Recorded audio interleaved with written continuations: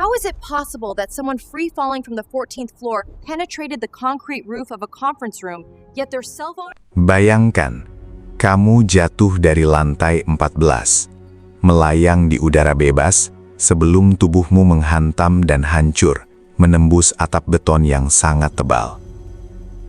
Namun, di tengah kehancuran fisik yang luar biasa itu, ponsel cerdasmu dan sepasang sandal jepit yang kamu kenakan justru tergeletak manis di atas atap.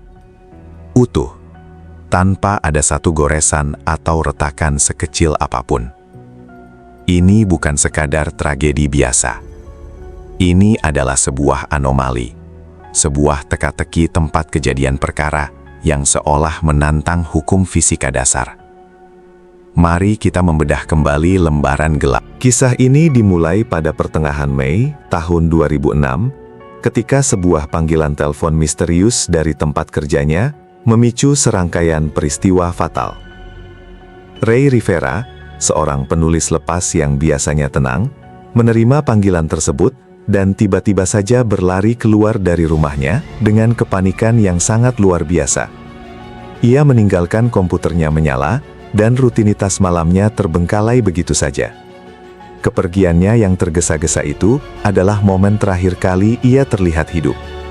Tidak ada yang tahu siapa yang berada di ujung telepon itu, atau ancaman mengerikan macam apa yang membuat berhari-hari berlalu tanpa jejak, hingga penemuan yang paling mengerikan terjadi secara tidak sengaja. Ada sebuah lubang kecil di atap tingkat bawah ruang konferensi Hotel Belvedere yang megah. Melalui lubang sempit itulah, tubuh Ray akhirnya ditemukan. Polisi dengan cepat menyimpulkan bahwa ia melompat dari atap utama hotel atau dari pinggiran lantai 14, jatuh bebas dengan kecepatan tinggi, hingga tubuhnya mampu menghancurkan atap baja dan beton tersebut.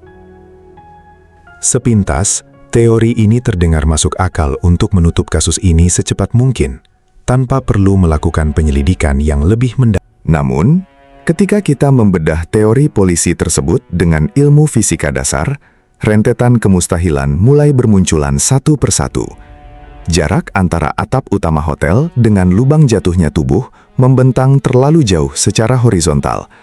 Bagi seseorang dengan berat dan postur tubuh seperti Ray, melakukan lompatan sejauh itu dari tepi gedung hampir tidak mungkin dilakukan tanpa dorongan dari alat mekanis atau kecepatan lari yang luar biasa layaknya atlet profesional. Bahkan titik tolak di atap hotel penuh dengan rintangan. Jarak lompatan ini adalah teka-teki pertama yang secara ilmiah meruntuhkan skenario bunuh diri dari pihak kepolisian.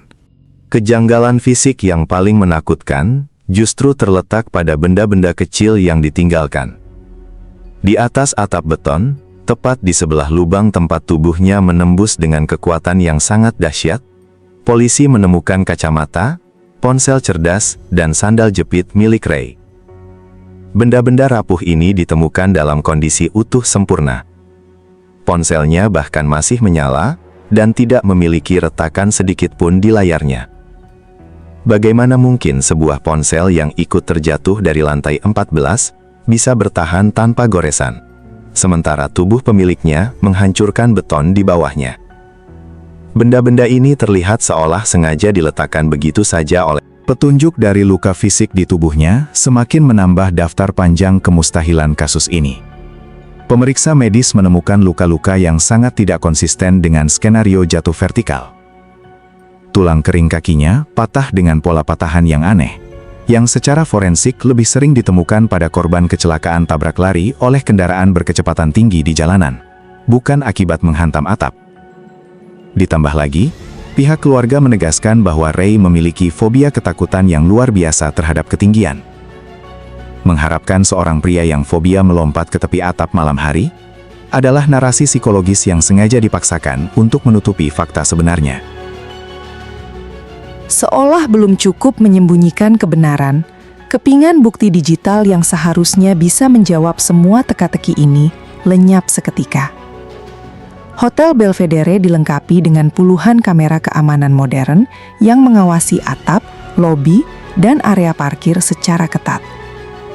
Namun, saat pihak berwenang meminta rekaman pada malam nahas tersebut, pihak hotel menyatakan bahwa sistem kamera tiba-tiba mengalami kerusakan teknis mendadak. Tidak ada satupun rekaman yang tersisa. Kerusakan aneh ini terjadi pada waktu yang terlalu tepat.